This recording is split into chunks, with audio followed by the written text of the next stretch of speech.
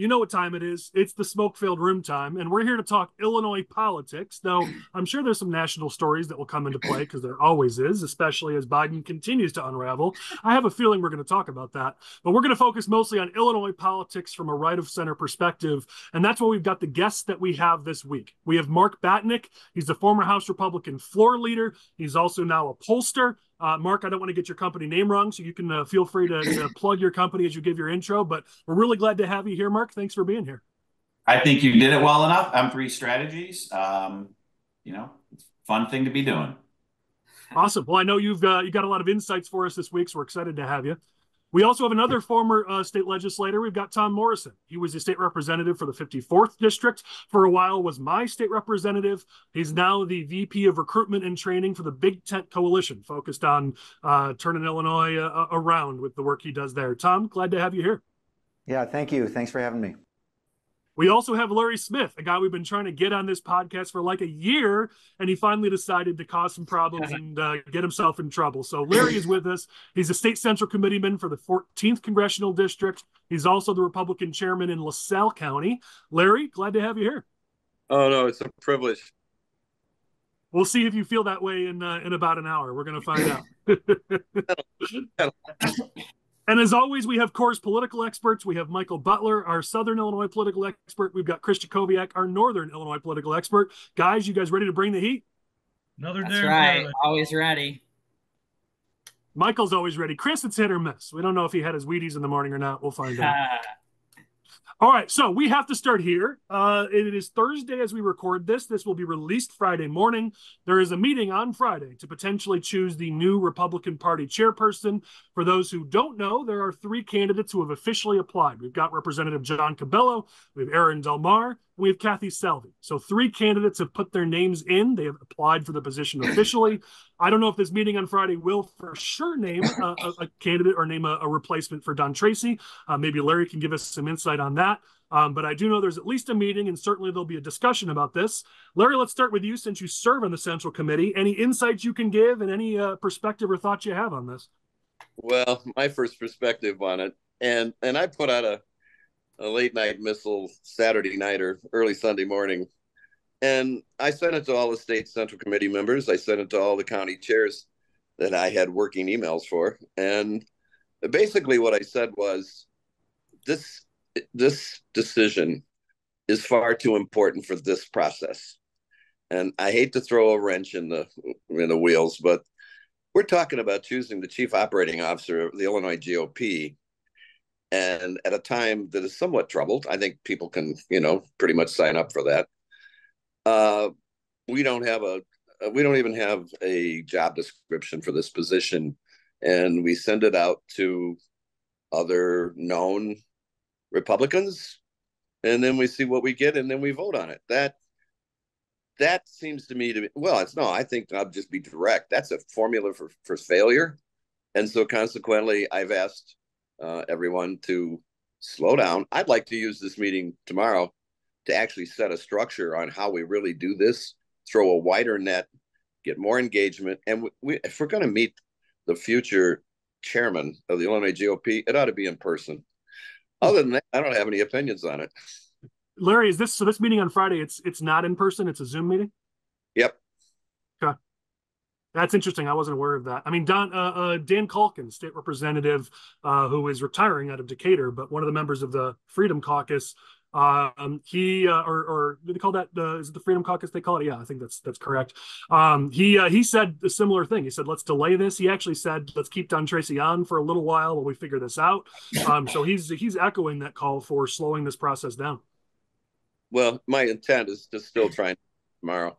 I mean, I really respect the staff has been in an awkward position, and they've really tried, to get this done. And there are some bylaw requirements. We had to trigger some activity here, but this is, honestly, it's way too important to be doing it like this. This is done this in the past. We've at least met these people personally. We've seen their body language, heard them, take their positions. I don't think that's the pivot point here, but getting a wider net of people and also having a job description. I come from corporate America. They can do job descriptions that are 20 pages long. We need one page. Yeah. But it's the old, if you don't know where you're going, you don't know. If any path will get you there. Well, and I think we can all see what was interesting about the putting out for, hey, does anybody want the job? It was also, hey, tell us what you would do in the job. I mean, it was a unique thing where they're not only expecting people to apply, but they're also telling people, tell us what job you're applying for and how you're going to do it. I mean, to your point, you certainly wouldn't do that in the real world in corporate America, where we're saying, hey, be CEO and also decide what CEO is even going to do and how it's going to look. I mean, it's especially true that you can't come up with that kind of a plan overnight. I mean, I do plans for a living for candidates, for organizations, and in 1 week or 2 weeks, you can't come up with a plan for how you're going to lead the party in an election or turn around the fate of the Illinois Republican Party. That's setting yourself up for failure. So I do think there's some validity to your points, Larry. Well, good. I try to think it through. I used to have a job kind of like yours back at the phone company.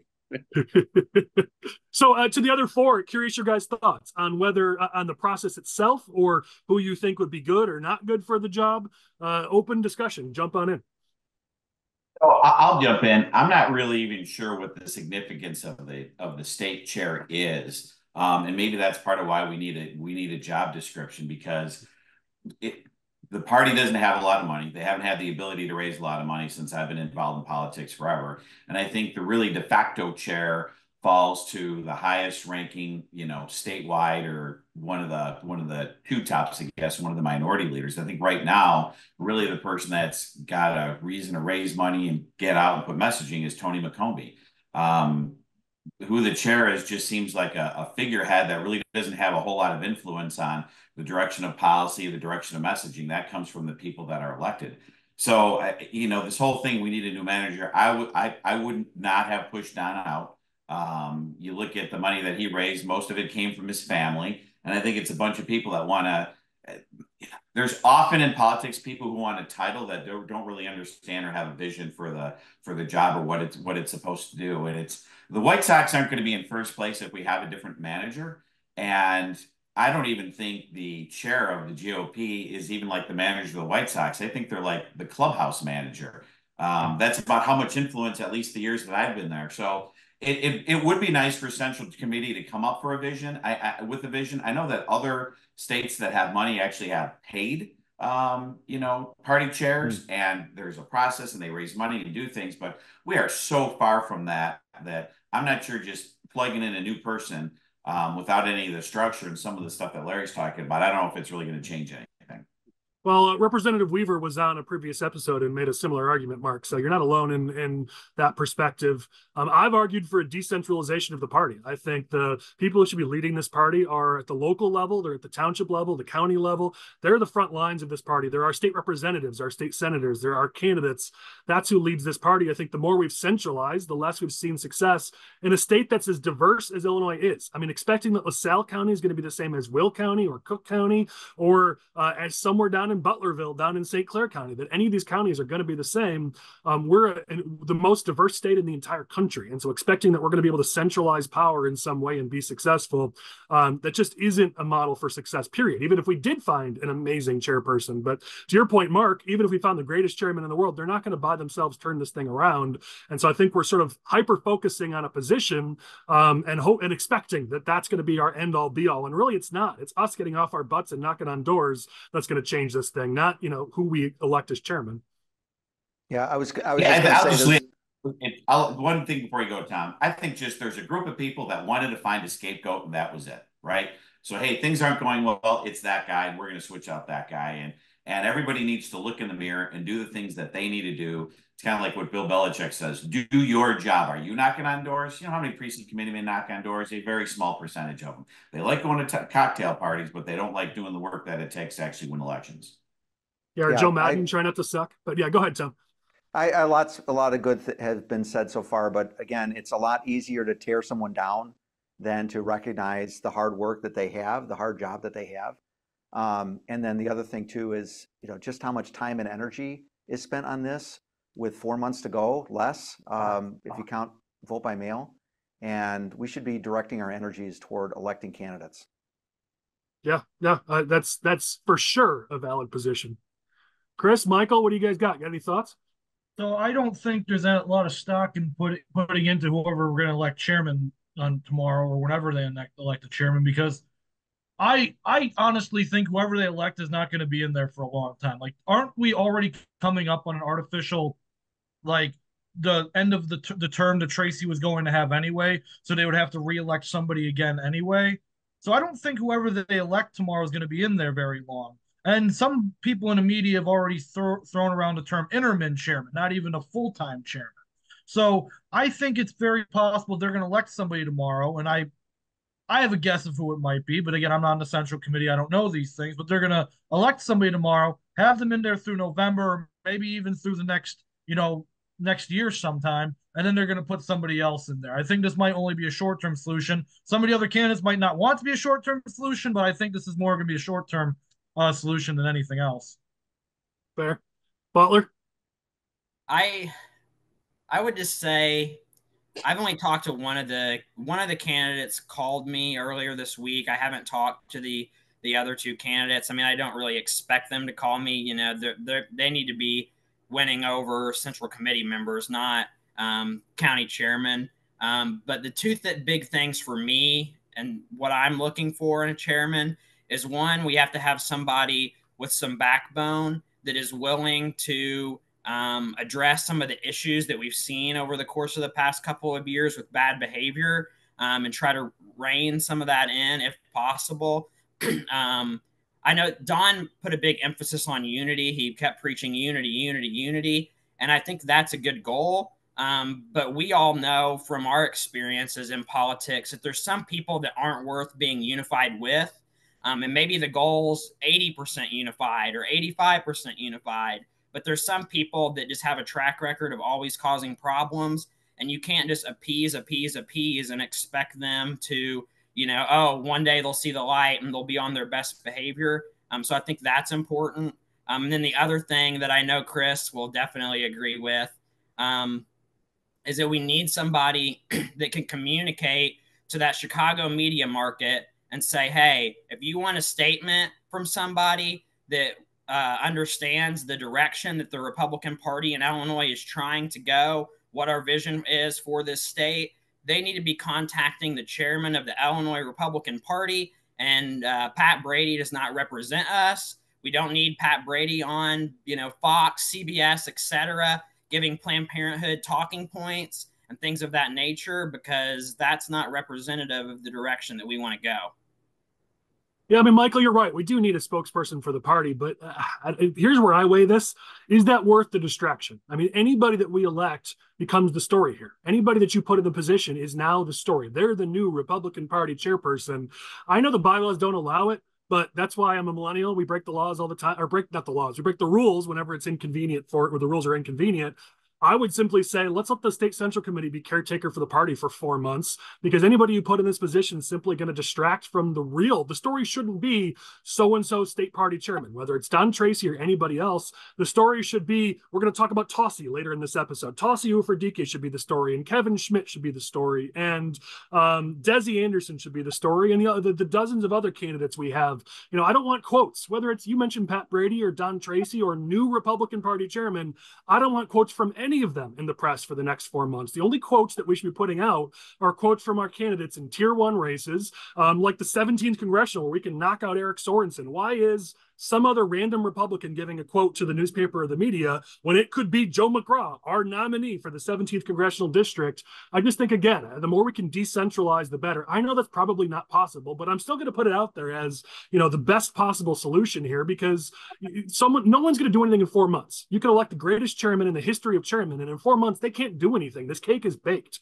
So why are we going to distract the public and the media with a shiny object that they can focus on, instead of keeping that focus on winning Republican races in our districts?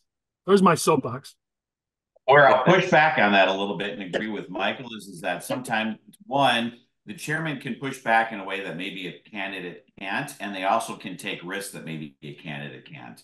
They can push a message and see how it I'll give you an example. We were so afraid to push back on the protests that were going on with Israel and the Palestinian stuff. That's something that a party chairman can push back on.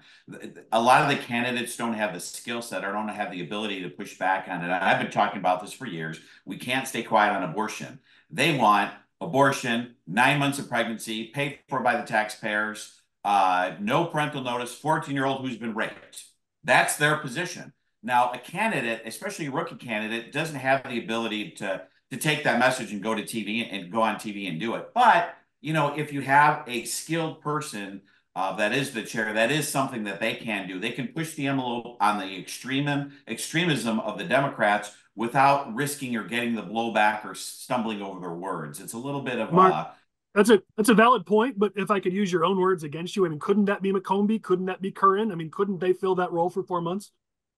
I do think that that's that's potentially the job for them as well. You're right. Yeah, they can definitely do it. But if you have a skilled comms person in there, there is a spot for. I'm just going to Michael's. A hammer sees every problem as a nail. I'm a comms guy, so of course I'm going to grasp onto what you're saying. I want a comms person as our chair, as our leader. So I definitely agree with the premise of the point. I think there's options, but let's do this before we close out the topic. You all skirted around the main topic here, which is 3 names. 3 people have put themselves forward to potentially be our chairperson. Larry, you may need to recuse yourself, and if so, that's okay. But I'm curious if anybody's got opinions on the 3 names that have been put forward, because at the moment, unless there's a change, it's going to be one of these 3. You've got Cabello, Del Mar, Salvi. I'll just point out one thing as a high-level thing. What I think is really cool is that our 3 people who have been put forward are either minority or female. Cabello's Hispanic, Del Mar's Filipino, Kathy Salvi's a female. If you want to talk about the new Republican Party, everyone likes to say, the left and the media like to say we're the party of old white guys. And here we have a podcast of white dudes. So, I mean, we're kind of playing into that narrative a little bit. But the 3 people who have put in for our party are not. They don't fit that category. And I think just that alone is a positive sign, even if maybe we like or dislike some of those candidates. Anybody have thoughts on the 3? You got a favorite? You got someone you want to talk about? It's okay if not, but come on, here's your chance. Yeah, I don't know Aaron Del Mar, so I can't speak to his ability. I mean, I know Kathy Salvi, and I certainly served with Cabello, and I think he's. I'm going to go back to Larry's. I don't know what the job description is, so it's hard for me to pick somebody for the job when I really don't know what the job description is or what they're going to try to do with it. I know I had. And I'm kind of developing this as we're talking now. If I had that position and I was put in that position, I would take the comms approach, and I would be trying to push the envelopes on things like Ann Stava Murray, who wants to file a bill or did file a bill that will take your kid from you if you don't let your grade schooler change their gender. Right? She filed that legislation. Mm-hmm. That's the sort of thing that I'd be talking about, and I would take out of the hands of maybe some of the candidates and even some of the electives, and make the Democrats answer for her. And denounce her. So I would be taking a comms role. So I'd want to know which person has the desire to do that. Interesting. Okay. A little bit of a cop out, but it's okay. Total cop out. Anybody have thoughts? I think the interesting thing, without getting into my prediction, because I don't want to be wrong, because Chris doesn't like to be wrong, even though I'm never wrong. Just the smoke-filled room of pansies today? Come on, Chris. I think that it's very interesting how there's not like a definitive grassroots candidate. Like you talk about, like you've seen like the grassroots of this party like be up in arms over the past couple of years for good reasons, bad reasons, whatever you want to say about it. But this entire like chairman process, I haven't really heard a peep of like them saying like Cabello's our guy or Del Mar's our guy. And like it's got to be this guy or else we're gonna riot and take over the party. Like, I haven't heard much of that. Like you'd think the grassroots in their infinite wisdom would be saying this is which they've been doing for every other thing that's been going on in the Republican Party the last year and a half. Do you think they'd come out strong in favor of candidate? Haven't seen that. Maybe that's just because the grassroots isn't actually unified. But I think one thing I do think is that tomorrow is going to be messy if they do decide to choose a chairman. And I don't think anybody will disagree with that. Yeah. I can certainly agree with that. And I want to touch on this grassroots thing. That term has been so badly prostituted that it doesn't mean anything anymore. I was the grassroots chairman that Tracy asked me to go out and see what I could do to bridge the gap and bring them in and develop a way to communicate with them. And those people were not the people that turned up at that convention. And we frankly need to deal with that. And I'm sure, well, maybe you guys don't know.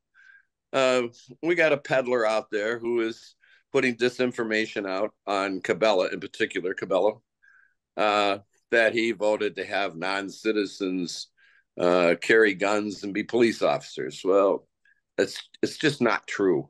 But I got over 200 emails about it. Some of them put their phone numbers there and they got a call, and I swung every one of them with the facts. But so that's what we're calling grassroots now. It's these people who have never built anything in the Republican Party. Many of them have never even been a PC, but they're out there with their keyboard and they're firing off misinformation.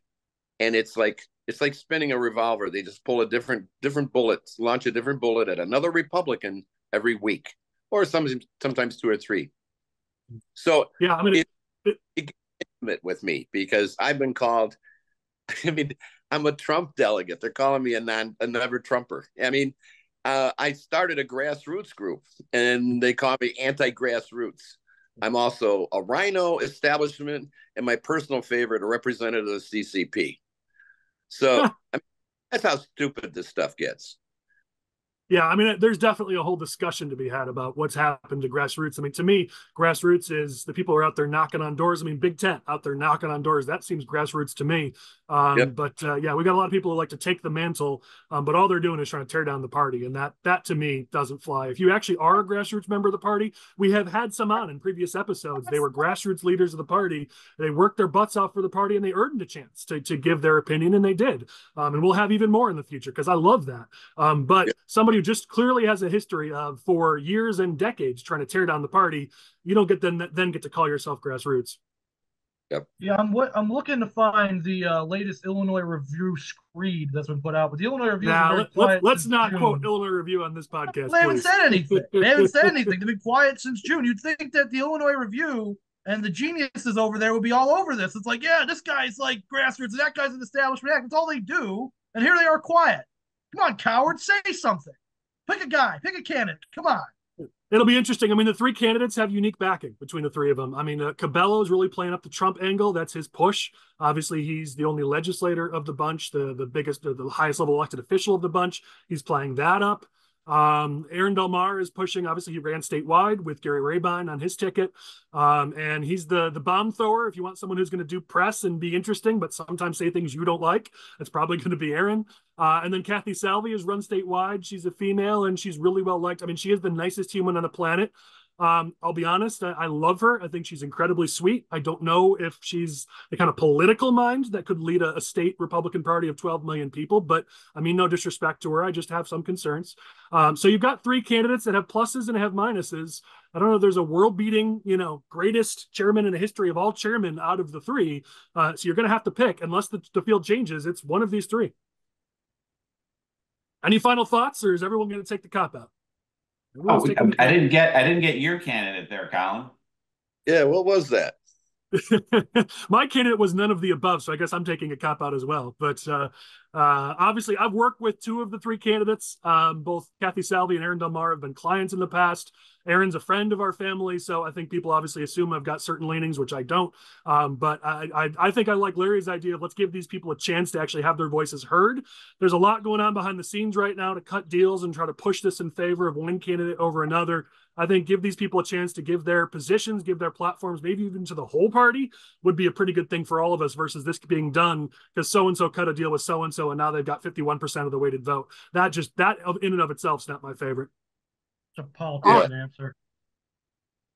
Well, yeah, exactly. All right, let's move along here. So we, as you guys will remember in the past, we have done a song of the week. We're actually not going to do that during the episodes anymore. We're going to do that after the episodes because it's always a little bit weird for the guests to sit there for 2 minutes and try to listen to a song they've never heard of. But what we are going to do is a brand new segment. Let me introduce the segment here.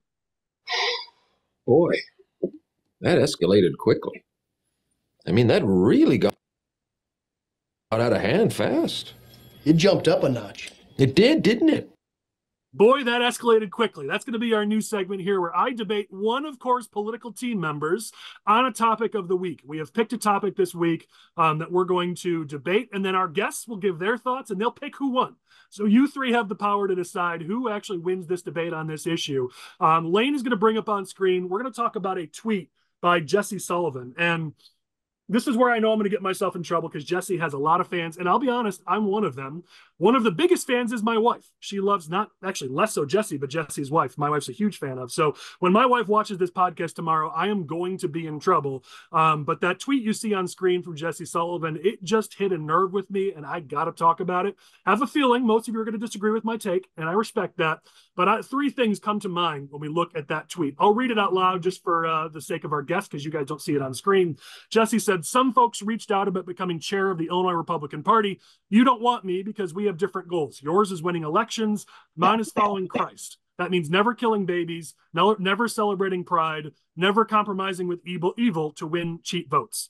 It's a great tweet, and I'm sure it got lots of likes. It got a decent number of likes. Certainly, it's a memorable tweet in the era of social media.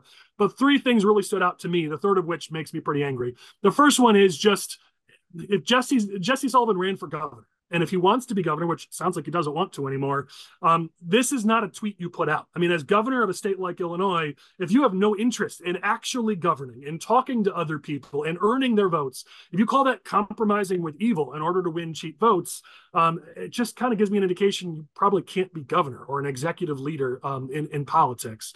Number two, I think it's disrespectful of the democratic process, calling votes cheap votes. I mean, I hold high regard the votes that people have, whether it be votes for who they're going to elect, or maybe votes. We've got two former state legislators who cast a lot of votes down in Springfield.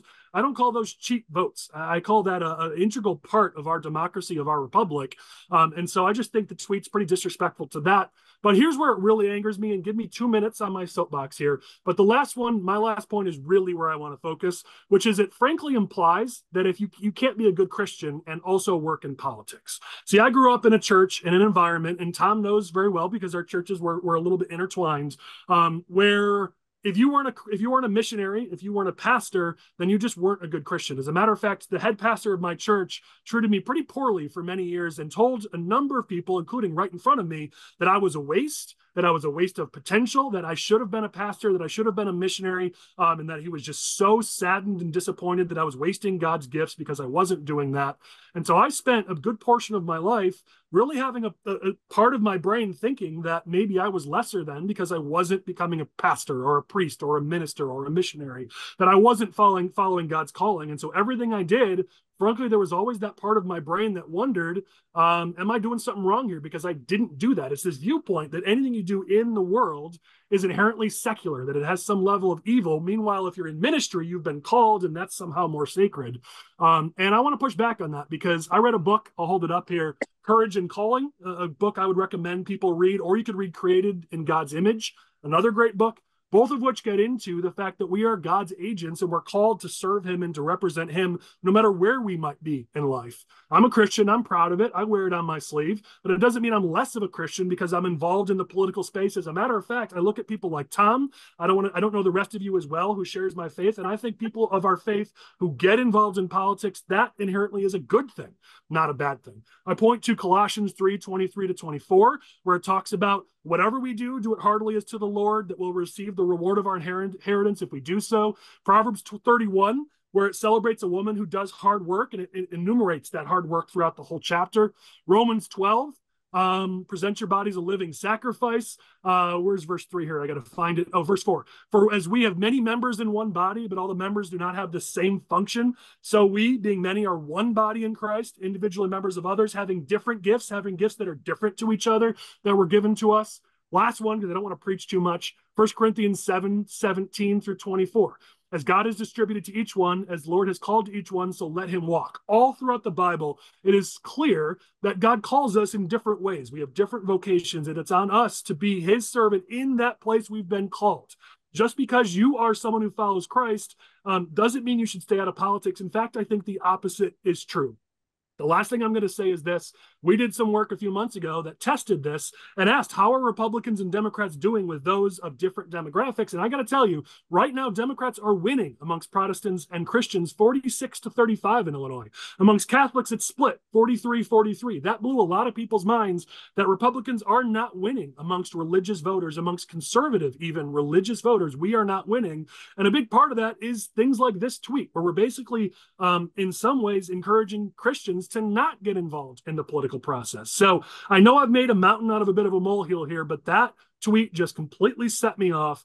Let me pass it to you guys, Michael and Chris. Give the opposite side of this argument, because I know I'm being a little bit mean to Jesse. It was just one tweet, but my goodness, it made me pretty angry. So I'll shut up finally. You want to go first, Mike, or do you want me to?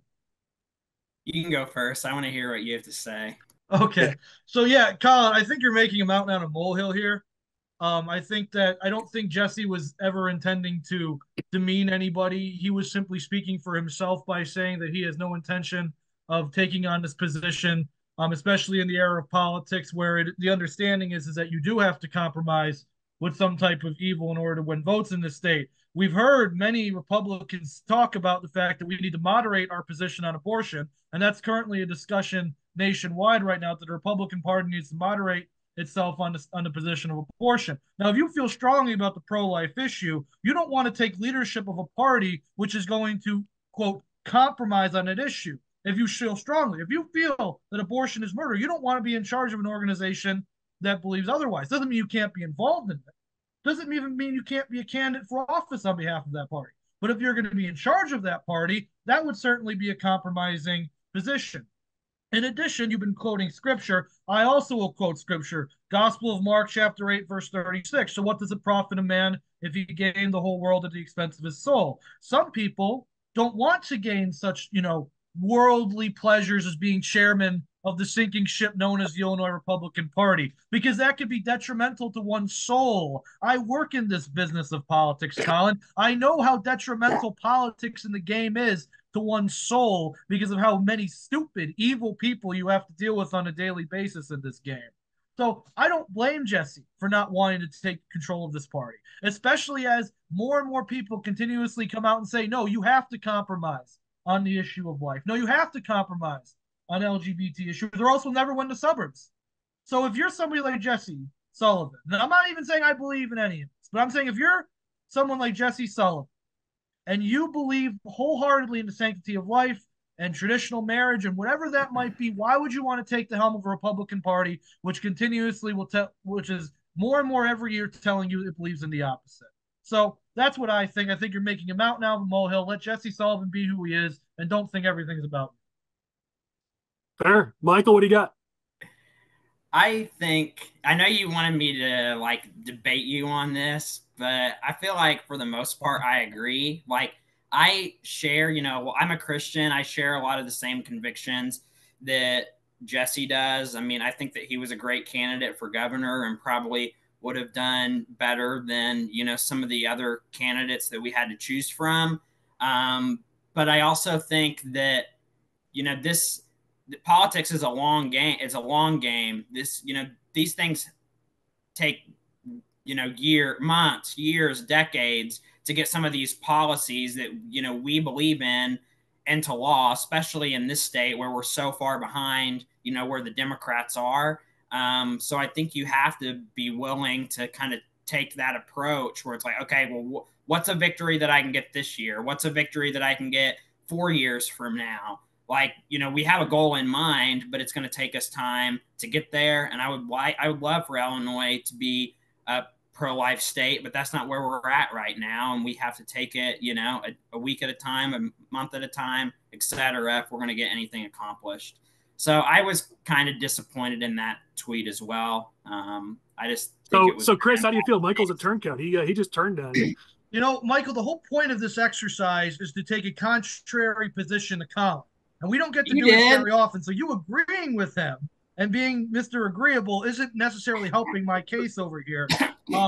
But either way, let's just for time, let's pass it on. Mark, Larry, Tom, if you guys have any thoughts on this, or if you want to pick sides, feel free. And if you don't want to touch it, that's okay too. I mean, we all love Jesse, so certainly I know none of us wants to speak ill of the guy. I think he punked you guys. that is not a tweet of somebody who doesn't want to run for governor. That's a tweet of somebody who wants to get the Republican nomination. You're like, you don't want me. You don't want somebody who's actually going to fight for corruption. You don't want somebody. You showed it with your votes. You keep voting for these crazy lefties. You don't want somebody who's going to really fight for the pro-life. You don't want somebody who's going to get in there and tell it like it is. You don't want me. You want somebody else. And you walk out of the room and everybody's like, yeah, I want that guy. So fair. Yeah, it's actually a pretty good point. There's my thought on it. Pretty good point. So, Collin, what I would say is you serve where you're called. If it's in politics, it's in politics. If it's in academia, medicine, business, the non-for-profit, you serve where you're called. And, you quoted a lot of scripture. I would just add to that that Christ called us to be salt and light. And so while we live in a pluralistic society, you can still be salt and light in that. And then I'm going to close with one of my favorite proverbs, and that is, when the righteous are in power, the people rejoice, and when the wicked are in power, the people groan. That's Proverbs 29:2. I think if you look at some of the replies to his tweet, there was a few people who said that doesn't this mean you should run? Because if you are someone who's righteous, shouldn't you be in a position to make that influence? So I think to your point, Tom, there were some replies to his tweet that said a very similar thing, though not as eloquently. All right. Anybody want to pick sides? Anybody want to pick a winner here? I mean, it sounds like I won, but it also is unfair since it was 2-1 against Chris. But Chris doesn't like to lose. So if somebody wants to say it out loud, you can make the poor guy have to take a drink. All right. Well, I'm going to say it. Chris, you lose. Love you, buddy. But I think I won. So, you were put in an unfair position. I think I won. All right, let's talk about this. This is a fun topic for all of us to cover, which is as Joe Biden spirals, Democrats are getting in an increasingly difficult position throughout the state of Illinois. Pritzker was caught on a hot mic admitting, though he said it publicly, that he doesn't like where we are, that he doesn't like Biden's chances. They canceled the Chicago fundraiser for Biden that was supposed to happen next month because a lot of those donors just said they weren't willing to participate anymore. There was Michael, you flagged this. There was a CBS News poll that said who will definitely vote. 90% of Republicans said they would definitely vote. Meanwhile, only 81% of Democrats said that they would definitely vote. That's a really bad sign for Democrats. And really where I want to focus on this topic is the impact it has throughout the state of Illinois. Republicans have had to answer the Trump question, and they are absolutely struggling with how to answer it. Eric Sorensen had an interview in the Quad Cities where he did awful. And then wouldn't you know it, the NRCC grabbed those quotes, put it on a TV ad and put it up on TV, which I love. But because of how badly they're managing this, it's just a drip, drip, drip, drip, drip death spiral.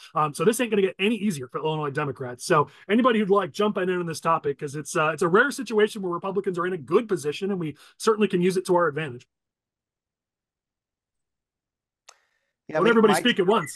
Yeah, my take on it is, I mean, in 2016 and 2018 and 2020, the district I represented was 100% in Cook County, so suburban district, very much a district that had been red and swung decidedly blue, and there was enormous anti-Trump sentiment, certainly among a lot of Democrat voters. There were some exceptions with some people who were from the trades or other, unique situations like that. But that traditional Republican voter was, it was shocking to me how much animosity there was toward our nominee. However, I think that sentiment has greatly diminished. So if there's way less enthusiasm on the Democrat side, I think that's going to help us a lot. And I'm excited for us. Again, I just think that, well, we're going to get to it later in the show, but we still have to focus on what issues play well locally. The Democrats will keep trying to make this a national election, national issues. But in my experience, when we talk about local things, those issues win. Totally. Well, this might actually be a time when talking about national issues actually helps us a little bit. I mean, I know immigration goes back and forth, but it's a federal issue and a local issue. It's, state issue. Inflation certainly is we can complain about property taxes and things that are local, but that's obviously polling well or bad, depending on how you want to look at it. But the one thing that you hit upon was the excitement of voting. One of the things that we're finding in our polling is when you poll, you're trying to get a sample size that accurately. The art part of polling is you're trying to guess what that sample size is going to be. And we're always turning down the dials of people that are voting for Trump because we're getting a sample that we would consider to be too biased. So the Republicans are aching to answer these polls, and that reflects in what happens on election day. So right now we're dialing it down 100%, but people are going to crawl over glass. The Trump supporters are going to crawl over glass to vote for him. The Biden voters aren't going to crawl over glass to support for him. And I think that's the difference. And that's the sort of thing when you look at some of these down ballot races where it can be just a couple of points, holy cow, that could make the whole difference in the race, the top of the ticket turnout. So I think if the biggest worry that I would have as a Democrat is exactly that turnout model. And they've leaned so much into the historical thinking that Republicans are midterm voters and Democrats are presidential voters. That's flipped on its head. At least in Illinois, the last 4 cycles have completely flipped that. They run against Trump in the midterms, and we don't have any tailwinds from Trump. But when Trump's on the ballot, Trump supporters come out and they vote for him. I mean, you can see it in the data. So it's going to be interesting to see how that turnout model just a little bit affects a lot of these down ballot races, because 3-4 points means a lot.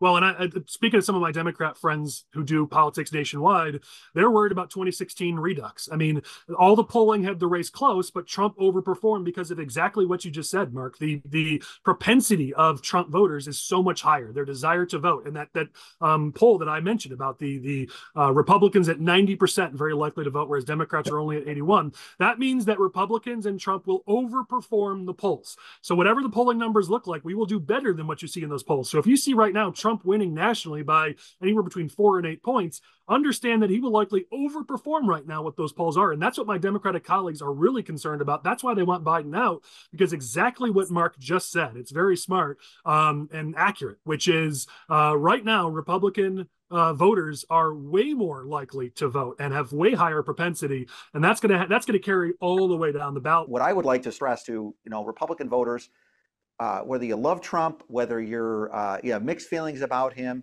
if you're going to vote, make sure that you're voting red all the way down that ballot, because you can send a message to J.B. Pritzker, you can send a message to Speaker Welch, you can send a message to Don Harmon, to Kim Foxx, to her successor, if you're unhappy with how Illinois is governed, or Cook County is governed, or DuPage, or anywhere you live in the state of Illinois, you probably see some dysfunction. And if you want to send a message, you got to vote Republican all the way through the ballot. Yeah, that is a challenge. I mean, Mark's right that we did do marginally better in the Trump years, but there's also data that shows that a lot of those Trump voters voted the rest of the ticket or voted in barely any of the other races. Some stuck around. So you are right, Mark, that we did do better compared to off-year elections, but not nearly enough stuck around, and certainly not like the Democrats do it. To Tom's point, Democrats are blue all the way through, all the way down, whereas there's a good number of Trump voters who didn't stick around for the rest of the ticket. And there does need to be an effort in 2024 that if you're going for Trump, you better vote Republican all the way down. Don't just vote for president. So Tom, I echo your point. Michael, Chris, Larry, any thoughts from you guys? Well, we're doing exactly that. We do the backside of every direct mail piece. We do a recommended candidates. And we also build into our collateral. You can elect Trump, but he can't do this alone. He's got to have a support team around him. And that support team starts right here in, at the local counties. So, and it's been effective. We also put a note on there. You can take this into the voting booth with you. And I actually got unsolicited. At least half a dozen people called me or emailed me and said how helpful that was. And amazingly, 3 people actually sent me checks, which was hard enough to get. So, and down ballot is obviously critical. That's where you build your farm team. By the way, I got to get a commercial in.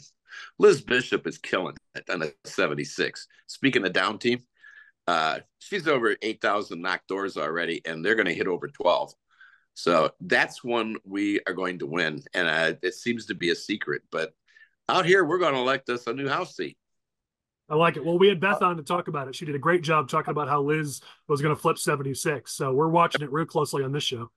Cool. Michael, Chris, just bringing it back home to Illinois, just what problems are unique to us? Obviously, there are national issues that affect us. The immigration issue, is probably the top one. But and then inflationary things. There's things that the federal government is doing that are not helping. But there are absolutely policies that the state of Illinois has put in that make living much more expensive here. You know, we just, is this your first show or second show after the gas tax went up, for example?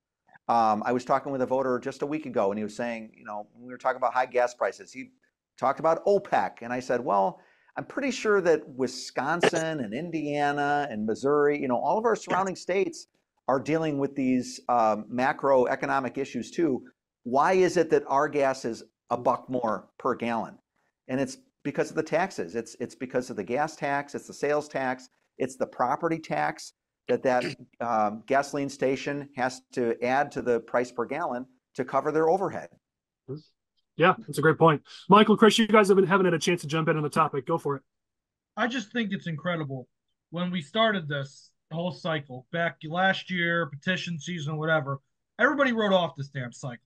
This was, we're going to get screwed in Illinois. Collin's been saying for years now, with Trump at the top of the ticket, we're going to lose by 40 points in this damn state, and that's all it's going to happen. So I just want to say, I think it's hilarious now that we find ourselves in a position where we actually think the Republican Party's ceiling is going higher and higher every day because the Democrats keep shooting themselves in the foot. This is why candidate recruitment is so important. This is why, you know, we need to focus on these down ballot races. Even if we might not like the candidate that happened to step up this year, we need to step up for these down ballot candidates because we, honest to God, have no idea how high the Republican ceiling, even in this state, can get if Joe Biden is still on the ticket come November. So we got to keep fighting, and don't let the naysayers tell you, make America great again. And Butler's going to tell you the same thing in his comments right here. Chris, didn't we say that when we were recruiting? Didn't we tell people, hey, listen, conventional wisdom right now says it doesn't look great, but time after time, cycles change, things change. I mean, this is the problem with our filing deadline being so damn early in this state that, you know, 13 months is a lifetime in politics. And we see it here that when candidates had to file, it didn't look great, that it didn't look good for Republicans. Now, suddenly, I got people calling me going, hey, can I get my name on the ballot? People I tried to get to run a year ago, and now they want to run because things look better. We told them a year ago, just Chris, you and I were in some of those meetings where we said, it may not look good now, but things could change. Put your name on the ballot. You never know. And here we are. Now things have changed. Michael, close us down on this topic. Yeah, I would kind of echo some of the points that Chris made. I mean, I think we have a lot of opportunities. I think we need to be looking at some of these state rep and state senate races and you know, determining, okay, where are our best opportunities with the dynamics as they currently are, because obviously they've shifted significantly just in the past 2 to 3 weeks. And the Democrats are in a tough spot. They've got to, you know, these candidates have to make a decision on whether or not they're going to, you know, not address the Biden issue, whether they're going to call for him to drop out. If they can't get him to drop out and they continue this rhetoric about how he's a disaster for them, I mean, imagine the ads that we're going to be able to run. We've already seen it in 17 on the Sorensen McGraw race. And I know we talked about it, you know, before the debate happened. There was that poll that had Biden winning IL-17 by 1 point. I'd love to see what his numbers look like in that district now. I can't imagine that he is performing, you know, at the same rate that he was then. And you hear from, you know, states all over the country that we never even imagined would be in play for Republicans in a presidential election, like Virginia, Nevada. I even saw they were talking on the news this morning about New York State. Oh, man, what if Trump wins New York State? And they're freaking out. So, you know, Joe Biden's putting the dim in dementia, and we got to take advantage of that. Well, you mentioned the shifting landscape. I think it's a perfect transition. Mark wanted to talk about how the Illinois political landscape is shifting. And Mark, this is your topic, so I don't want to screw it up. I'm just going to pass it straight to you. No, I was hoping I could share some poll numbers that I think will be coming out. The candidate's going to release them about the time you guys are going to release this. So I think we're going to see you're going to start to see some surprises, just like Michael was talking about there. It'd be interesting to see 17, what the polling is now, and something like 17. But what's happened, what we've seen happen, it feels like some districts are shifting away from us and some districts are shifting to us. It almost is like people took the chess pieces and threw them up in the air and let them land back down. You know, I'm in Will County. We've done some polling here. We've done some polling in some non-Will County areas. And you're seeing districts that don't have as much of the higher income districts those are shifting away from us, and then the blue collar districts are actually shifting towards us. So I think you're just going to see some surprises out there, and I can think of a lot of state rep districts in my head where I'd like to get some polling in and see some numbers in certain counties, or whether it be Kendall or Will or McHenry or anything downstate. You look at the Bloomington seat, you look at the Mike Marin seat now. I'm like, it looks like where the races are actually is moving toward this at the state rep level. I don't know what you guys are seeing out there, but that's what I'm seeing. And I think you're going to, in the next day or two, I think you're going to see some numbers that are going to really raise eyebrows that are going to show this. So sorry I can't share it. You'll have it soon enough. Elaine, dump him off the podcast. The whole reason we had him here was to get free polling data. So, Mark, it was good to have you. Elaine's going to cut you off. I'm kidding. But no, I think you're right. And I think those working class voters, Chris and I and others have talked about it a lot over the year and a half of this podcast. They're coming to the GOP. The GOP needs to catch up.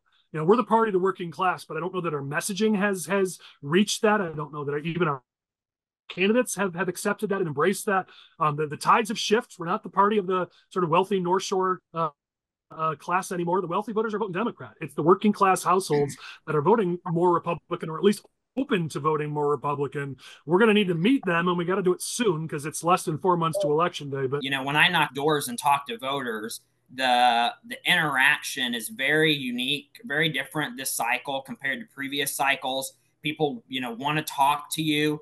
The issues that they're, you know, talking about, immigration and taxes and cost of living, those kind of things, it's our issues. So I think people, you know, like Mark was alluding to, you know, in certain parts of the state, I think we're going to see a shift in our favor. And, you know, I've been invited knocking on doors. They invite me to birthday parties. They tell me about their garage sale. Like, they've given me food, like, you bottled water, Gatorade, you name it. Like, it's just different in a good way.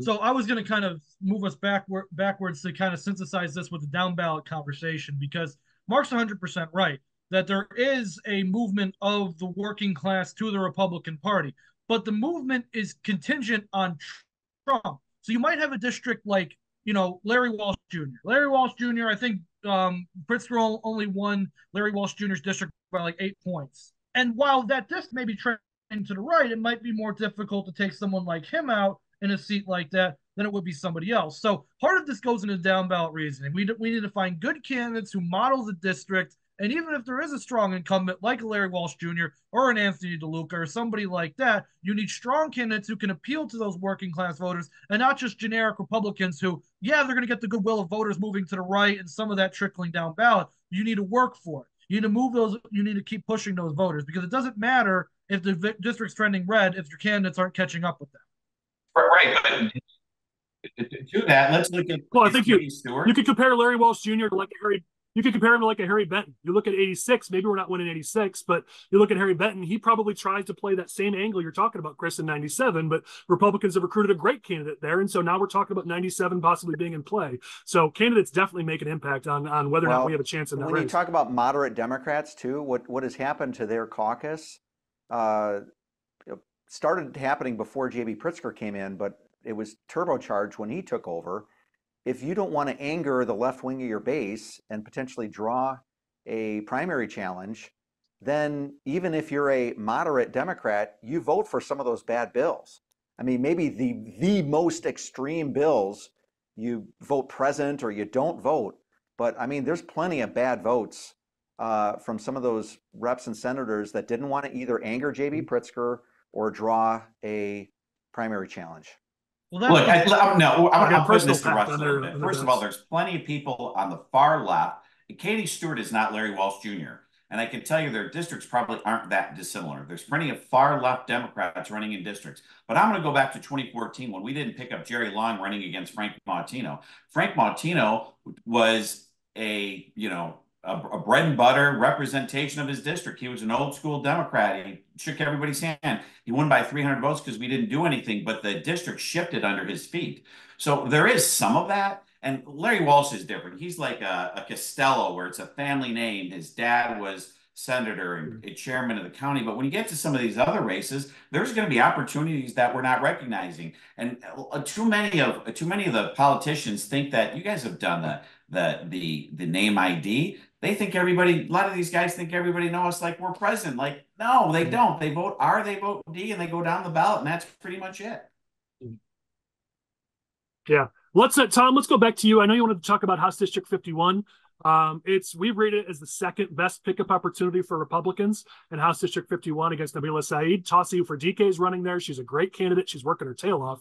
Trump doesn't do great in that district. He lost it by 13. And Boast, our previous elected official there, lost it by 7 last time. But the district is strongly Republican. If you look at the rest of the ballot, Republicans actually perform at +9. It's not really an R+9. We have R6. It's not even R6, but it's a Republican district. We've got a great opportunity there, and we've got a great candidate. Tom, why don't you talk about it? Yeah, I think the incumbent, Nabila Sayed, is young. She's 24 now, I think. I think she just benefited from a wave in 22. I mean, number one, she worked really, really hard in that district. In the southern part of that district, which is Cook County, she is from there, knows a lot of people. So I think she leveraged those relationships really well. I think, we didn't do well top of the ticket, so there was some, lack of enthusiasm there. But yeah, no, this is a great pickup opportunity. I've been really encouraging Tosi to go knock on doors, get to know the voters. And to Mark's point, and I think someone else also mentioned it earlier, it's just so important for you, the candidate, to be known so that you're not just an R or a D. I mean, in a lot of cases, a large percentage of the electorate will swing based upon whether they've met you or not, and whether they like and trust you or not. And that can happen in a 5-minute conversation on somebody's porch. Yeah, absolutely. And Tosi is out there. I mean, I see her all the time out there. She's knocking on doors. She's raising money. She's working hard. And she's got a message that resonates in the district. So it's certainly a district to watch. Nabila has a ridiculous amount of money. So that's certainly a concern. Money is always a concern in Illinois politics. But I certainly would love to see some numbers there. Mark, I don't know if you guys are checking into 51, but if it's not, put it on the list. We'd love to hear how things are going there. But it's a key district that if we're going to start winning seats, that's one we're going to have to win if we're ever going to start turning things around. Yeah, I agree. It's definitely on the list. Excellent. Let's keep moving along. We're running low on time, so Chris, let's talk quickly about Will County. But there's a story. We'll just cover one of these two Will County stories, but we got to cover this one because it's juicy as heck. For those who haven't heard, because it's a fairly hyper local issue, but it's blown up.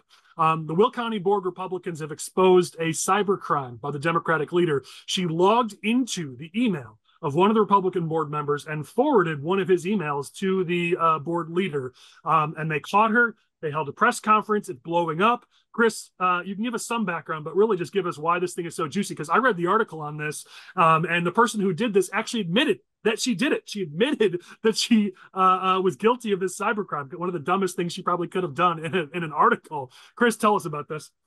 So yeah, Jackie Trainier, the esteemed leader of the Will County Board Democrats, decided it was a good idea to log into the Republican County Board Chairwoman's emails, not once, but twice apparently, and then forward information from that email to Jennifer Bertino-Terrett, the county executive. Now, her defense of this is oops, which doesn't really hold up in a court of law.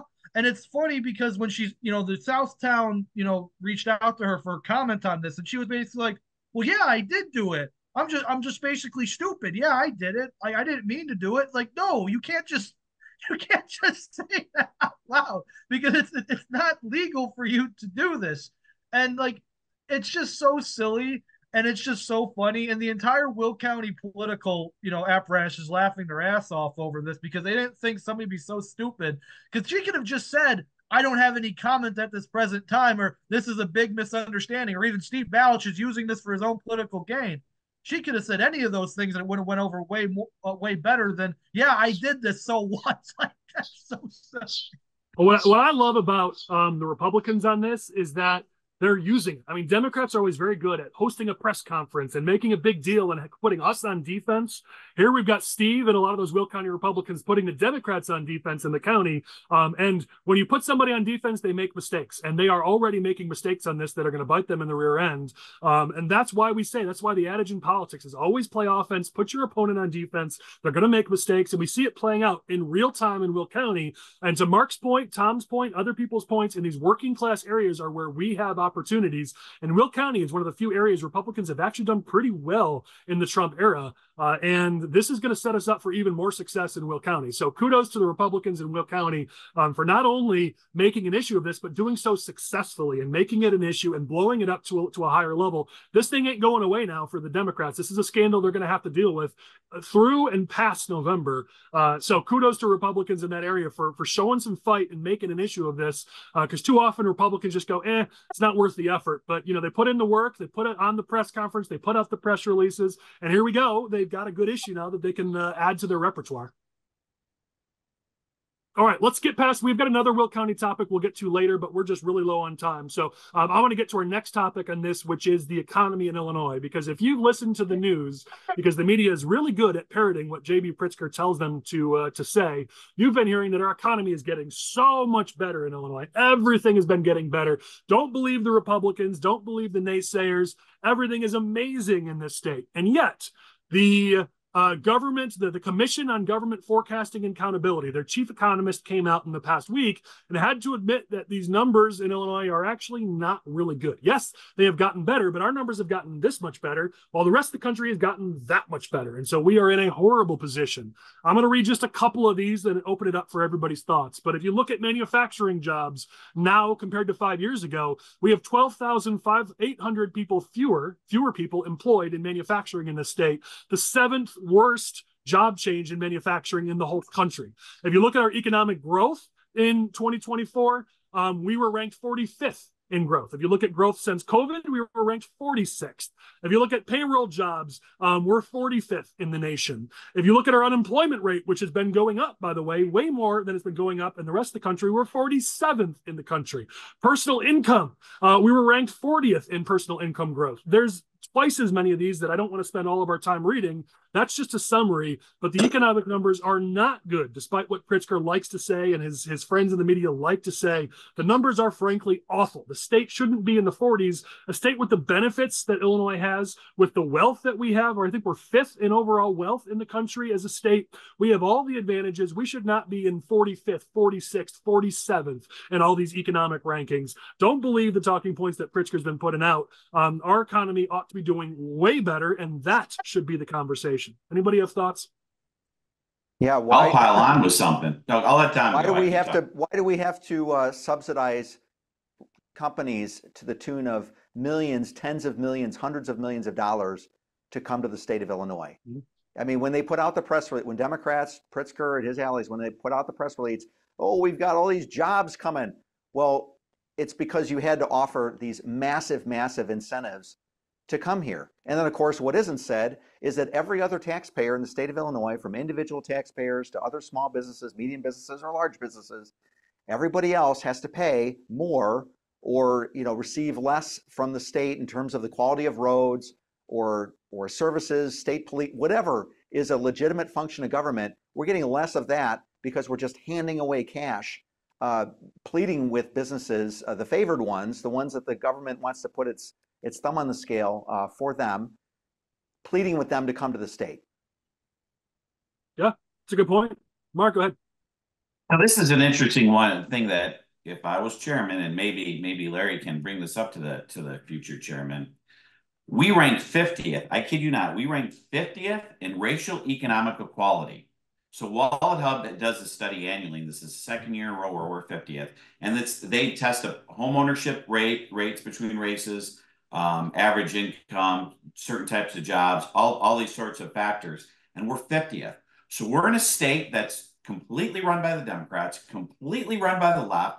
It's their playground. They enact all these policies that are supposed to be for, all this DEI and all this stuff that's supposed to be for racial equality. And their bad policies that they think are good put us in a position where we rank 50th dead last in racial economic equality. And that's something the Republicans should be pounding, because if you read Rules for Radicals, one of the rules for radicals is make your enemy live up to their own set of rules. And they're clearly not living up to their own set of rules on this. And they have no response for it. We're dead last in racial economic equality. Yeah, and that's why we've actually covered that study twice now on podcasts, both years. So I'm totally with you, Mark. Tom, what do you got? Yeah, and I just wanted to dovetail on that too. There was a editorial in the Chicago Tribune, I think it was last week, about Walgreens and how they're having to close stores because they're just economically non-viable. And if you think about what you can get at a pharmacy like a Walgreens, a CVS, or something like that, it's not just the pharmaceuticals that you might need to survive, but you can also get in some of those stores, you can get fresh food, you can get some milk, you can get things that are essentials. When those stores close, and why are they closing? Well, unchecked crime, unchecked shoplifting, high property taxes, state government or local government artificially putting all of these mandates on that business that just weigh on that business's bottom line. When that store closes, now the residents who live in that area, who may or may not have transportation, they're not within walking distance anymore. So when I hear Democrats talk about things like food deserts, for example, it's their own policies that are creating these really dire situations for, to Mark's point, the very people that they say that they're standing up for. So who loses? That local community loses out. The state loses out. We lose the jobs. We lose the revenue. And then again, what has come up in the news recently about how the southern suburbs have just gotten hammered on their property taxes, because when a commercial entity closes its doors, now that property is worth less, and all of those local units of government, they have to raise taxes on everybody else. They have to raise property taxes on everybody else to continue to fund bloated government. Yeah. Anyone else have thoughts on the economic situation in this state? Yeah, Mark actually took the words right out of my mouth after I heard you say that we're fifth in wealth and we're bottom in all these other economic categories, because it is all about the wealth gap in this country and in this state particularly. And I would like to go back again. We're going to all synthesize and bring everything together with changing political demographics. What's the political demographic that moves to the left in this state? The upper class, the upper middle class, people who are very well off in the state. The people who don't have anything else to worry about, they're allowed to worry about things like gun control and abortion. So they vote Democrat.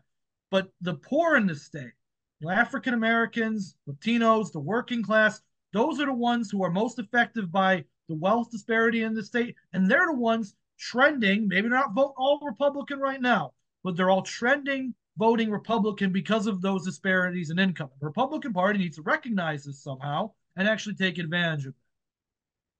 Yeah, I agree. All right, we're talking about hypocrisy. Let's talk a little more about hypocrisy, because this one just stuck in my craw a little bit. So we've obviously heard of the challenges in crime, and the 4th of July weekend is always a bloody one in the city of Chicago. And I don't want to make light of it. We'll just give the facts, which is 109 people were shot, 19 were killed over the 4th of July weekend in the city of Chicago. What I want to point to is this: a left-leaning blog posted a press release and information from the Illinois State Police where they talk about how the shootings on our expressways are down. And they gave these stats, and two stood out to me. Number one, the arrests that the Illinois State Police have done based on these shootings on expressways are up. From 2021, they made 288 arrests. In 2024, they made 1,249 arrests. That's 6 times higher in arrests. As a result, shootings are down in the same time frame from 109 down to 38. Even that left-wing blogger said, look, arrests are way up. He even pointed that out. So what we have here is Pritzker's Illinois State Police admitting that when you arrest criminals and hold them accountable for what they've done, those crimes go down. So while we're looking at these shootings in pro-crime Chicago, and they're going up, or they're at least holding steady in many cases, and too many is too many. Even if they're going down a small percentage, it's still, we can all agree, way too many. We have Pritzker's own state police admitting publicly that if you actually hold criminals accountable for their misdeeds, crime goes down. It's shocking at how obvious and basic it is, but I just found the hypocrisy to be pretty hilarious. So we're talking about crime. Open topic for anyone if you'd like to jump in on the crime issue here in this state. Well, I think that, you see those stats and you see the impact that those arrests have had on bringing the crime down, and which is great that the state police is taking that initiative and doing that, and hopefully, they continue to do that. But we've got to get better policy out of Springfield that matches up with that initiative that the state police is taking, and allow law enforcement agencies like state police, local police departments to hold these people accountable. That's the only way we're going to drive the crime down. There's a major disconnect between what the state police is doing and then what the policies that are, Welch and Harmon and those in Springfield, Pritzker included, are pushing. And if they don't change their ways, we're going to continue to have serious problems. Yeah, well, you mentioned some of those targeted districts, those pro-crime policies of the left don't play in Katie Stewart's district. They don't play in Harry Benton's district. They don't play in the old Lancey Ednock district. I mean, these districts, those policies, those Kim Fox, Brandon Johnson, J.B. Pritzker policies do not play in those districts, and the stats keep backing it up. All right, we are limited on time, so I'm going to skip past one topic and go to another because we've got two former legislators here, and I really want to get their perspective on healthcare. Republicans have done a good job bringing up cost of living, but where we tend to struggle is on healthcare. And when you ask voters what are their top issues, healthcare does continue to be one of those top issues, which I believe should be lumped in with cost of living. It is a cost of living, just like the high taxes, just like inflation. All of these are under the same bucket, which is high cost of living. Pritzker and the Democrats were heralding that they passed this Healthcare Protection Act, and there may be things in there that people like, and I'm not really here to talk about that act in particular.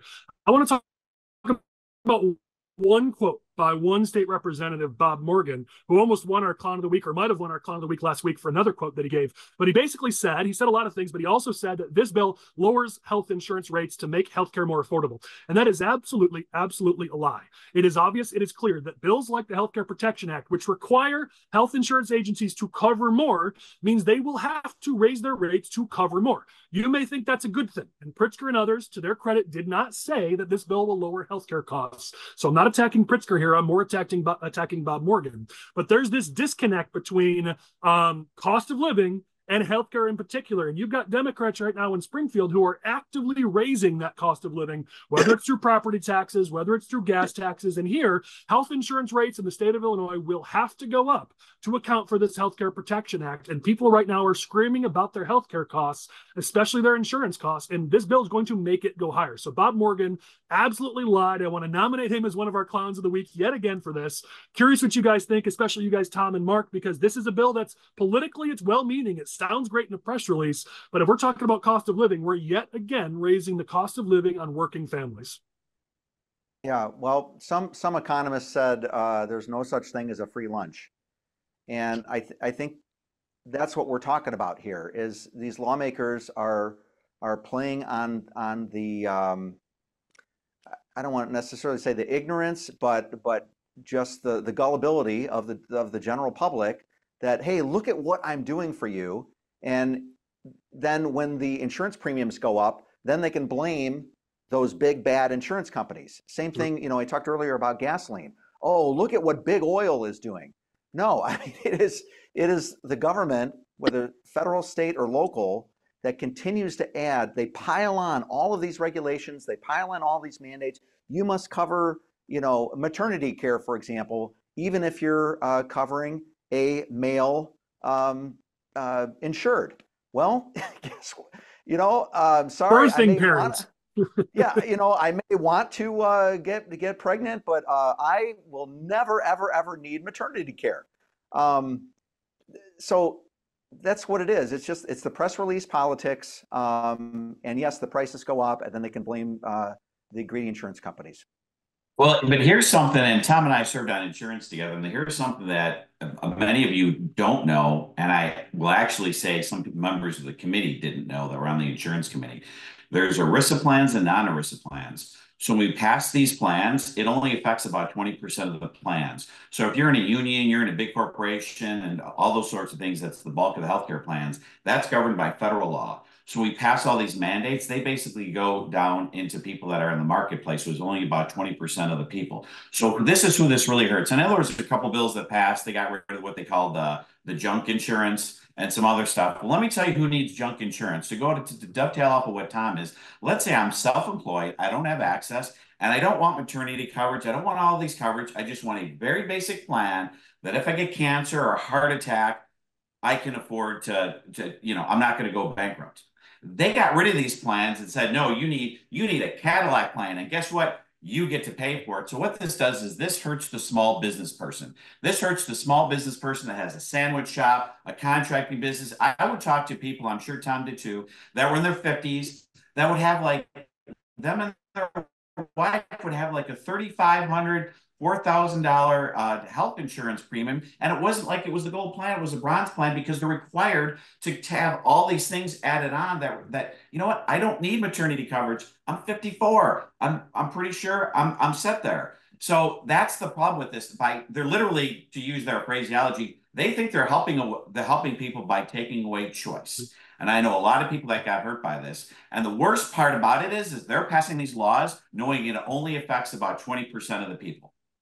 Yeah, even though, I mean, at the end, keep constantly raising costs is impacting all of us, right? But yeah, I talked at length. I wish I had you guys on for the episode, because I talked about those junk plans, and I got crickets back from my guest that week, because I was honked off about those junk plans, or quote, air quote, junk plans. Yeah. Skinny plans, affordable plans. Yeah.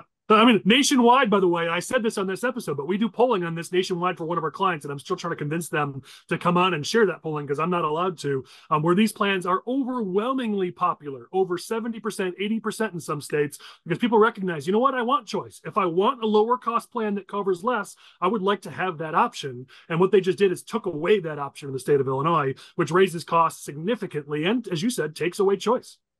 Well, and you said want. I mean, we're talking about need. This is to some people. Because of Democrat policies making it so expensive to live, to earn a living, to run a business or whatever. I mean, we're talking about a real need here, and you're right. People are having this choice taken away. Yeah, we're going to close this down. We always do two things at the close. First thing is nominations for OG, or if you're not a millennial or a Gen Z, or the original gangster of the week, and the clown of the week. You don't have to nominate for either or for both if you don't want. We try to focus on Illinois politics, but we can do national if you want. Anybody have nominations? I already threw Bob Morgan's name out there. Anyone else have nominations they want to add for either OG or clown of the week? You always we got appeasers on this podcast, so I don't know if anybody's going to want to step out and get themselves in trouble here. You always got to throw Brandon Johnson out there for clown of the week for blaming everything that goes wrong in Chicago and the violence on the recently exonerated former President Richard Nixon. It's all Nixon's fault. It's also the last Republican mayor of Chicago, which was in 1931 before Cermak, and now I'm forgetting the guy's name, and it's going to upset me, but he also blamed it on him. So that's Brandon Johnson's my clown of the week, and he should be every week, honestly. Yeah, anybody else? I was gonna nominate Johnson. Nice. It's a good nomination. Look, anybody who blames Nixon for his problems deserves to be the clown of the week. That's what I was thinking too. It's got to be Brandon Johnson with that Nixon comment. I mean, I feel like we've had a couple of presidents since then. You probably shouldn't go back that far when you're looking for somebody to blame. There's always got to be someone, right? You always got to blame somebody. Well, anybody got an OG? Somebody want to call out? When you look at the makeup of the Chicago City Council, when you look at the makeup of the Cook County Board, the state of Illinois, I mean, this is what I'm constantly reminding voters. If I talk to a Democrat voter, I just remind them, you complain about your property taxes, you complain about the corruption, you complain about crime, you complain about people leaving the state. Where are your friends going to? Oh, they're going to a Republican state? Gee, why? It should be, utopia here. It's run by the party that you keep electing and reelecting. Why are they leaving? It's so great here. No, it's not great. Okay, well, maybe then you should choose differently. How dare you bring common sense into the conversation, Tom? What are you thinking? Chris, I would say maybe Steve Balich and the Will County Republicans deserve OG of the Week nominations for what they did down in Will County. I thought that was pretty impressive. I think Steve would maybe be offended that we're calling him an original gangster. Maybe he'd lead into it. I don't know, but he's an OG. Come on. I think that's a good recommendation. But I was also going to say maybe like a little bit of a curveball one would be Representative Quigley, because he's the only Democrat and congressman in the state of Illinois that I'm aware of. Is there two that have said, we're recording this on Thursday. Brad Schneider just came out on Thursday and also called out on Pritzker to step out. All right, but Quigley's got balls for being the first one. He does have balls. Well, everybody else danced around it. Quigley did show some balls. Man, wouldn't he have been a better choice for mayor of Chicago, Chris?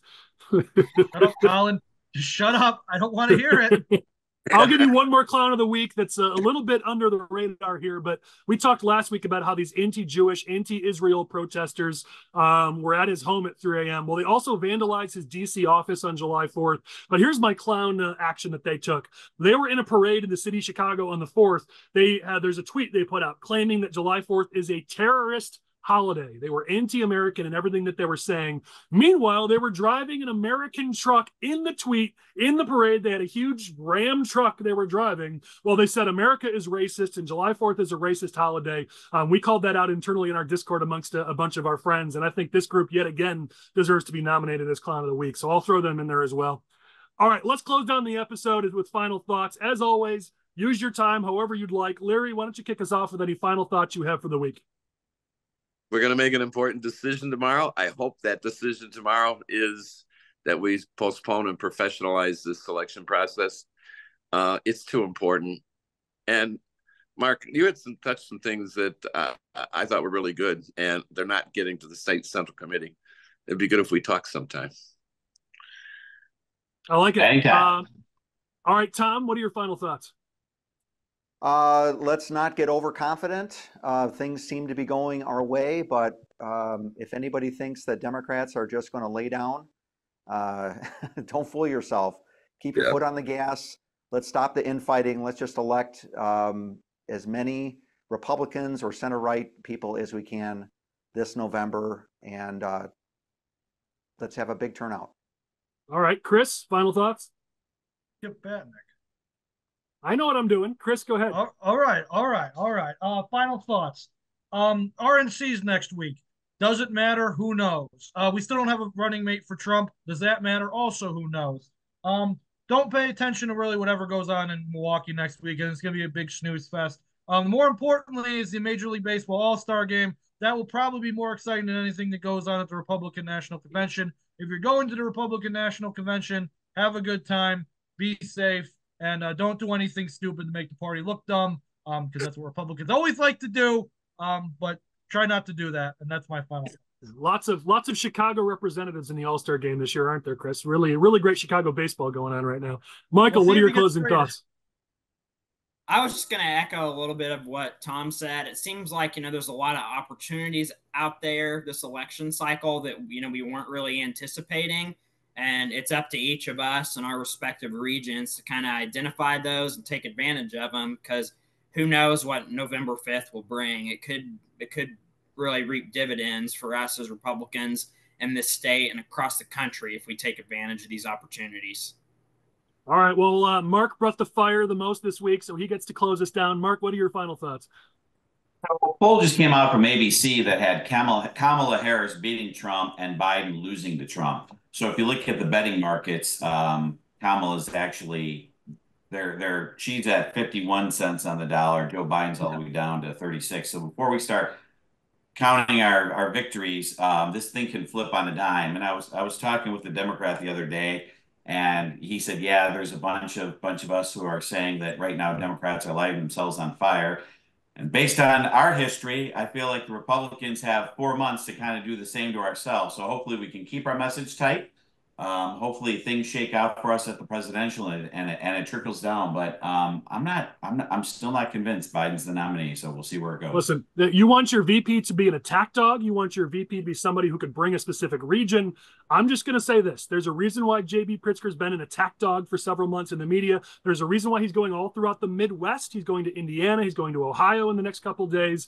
That's not all accidental. I'd put some money on a Harris Pritzker ticket. I know it's tinfoil hat. But there's a reason things are happening. I'll simply say that. All right. Thank you to our guests for this week. Thank you guys for being with us. To all of us, all you who watch every week, thank you so much. Continue to share, continue to like and subscribe. If you got a podcast, you got to say those words, like and subscribe. But we're going to be back in your inboxes next week with even more expert analysis from a center-right perspective. Thanks, Lane Davis, for making this happen every week in the back end. We'll catch you guys next week. Thanks a lot.